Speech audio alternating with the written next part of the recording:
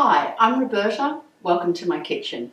Today I'm going to show you one of those great little kitchen hacks that's going to make you look like such a professional cook. Trussing poultry.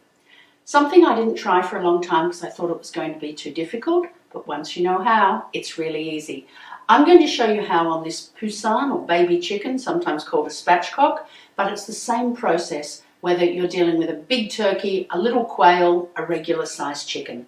So we start off with the poultry, the bird, on the board with the neck facing towards us and the legs facing away from us. And you'll need about, for this, 1.2, if it's a bigger chicken, maybe 1.3 meters of kitchen twine. Now, what is kitchen twine? It's an unbleached pure cotton twine, sometimes also called butcher's twine or cooking twine. You don't want anything synthetic because it might melt in the oven.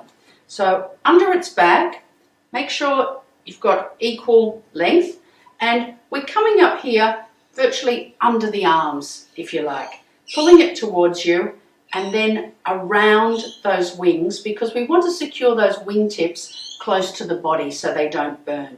So around the wings, and that breastbone there is a very convenient place for us to just cross it over. Once we're under that breastbone, we're going to come around the drumsticks because they're the next thing we want to secure, and we're going to go around them and cross under them. So we now have the wings and the drumsticks secured close to the body. Now, holding that twine firmly, we flip him over onto his breast and tie it off around the tail. Good firm knot so that it's in place.